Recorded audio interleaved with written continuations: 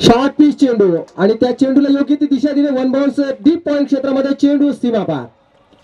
अतिशय लाजवाब प्रेक्षणीय फटका म्हणा. पुढचा चेंडू घेऊन येतोय. हो आता मात्र थोडासा मारा बदललाय. फलंदाजाने सुद्धा त्याच पद्धतीने चेंडूला ग्लान्स दिलाय. लॉंग ऑफ क्षेत्रामध्ये चेंडू सीमा पार. लॉंग ऑफ क्षेत्रामध्ये षटकातील पुढचा चेंडू. हा चेंडू पुन्हा एकदा फलंदाज ग्लान्स करतोय. अतिशय सुरेख क्षेत्ररक्षण म्हणावं लागेल या क्षेत्ररक्षकाकडून. संख्या आहे 6.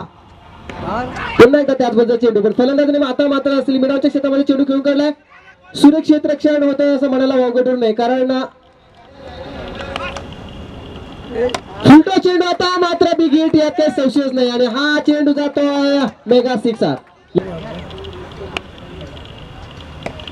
पुन्हा एकदा मात्र मारला चेंडू निश्चितपणे डीप कव्हर क्षेत्रामध्ये आणि लॉंग ऑफच्या मधून चेंडू सीमा पार. आता मात्र धावा संख्येला आकार येताना दिसतोय. पुढचा चेंडू.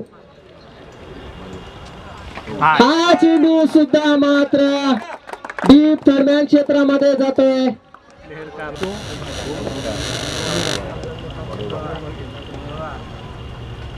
शॉर्ट पिच चेंडू आणि त्या चेंडू वरती निश्चित रूपाने चेंडू जातोय सीमा पार.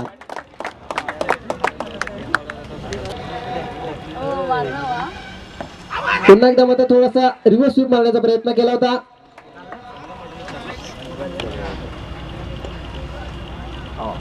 आणि हा चेंडू मात्र पंच पुन्हा एकदा मात्र इशारा निश्चित रूपात देतील. चेंडू जातो सीमापार डीप पॉइंट क्षेत्रामध्ये. राऊंड विकेट षटकातील पुढचा चेंडू. हा चेंडू आता मात्र लॉंग ऑन क्षेत्रामध्ये खेळून काढलाय. चेंडू जातोय सीमापार. मध्ये हा सामना चालू असताना दिसतोय.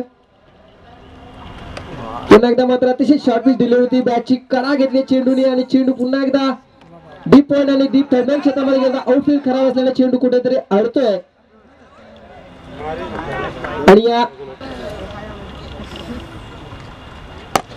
हा चेंडू मात्र क्रिकेट मधील सर्वात ताकदीचा फटका मी तर म्हणेन. चेंडू येतोय 6 धावांसाठी.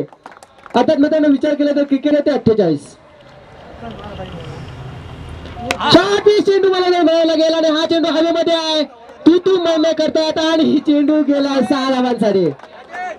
निश्चित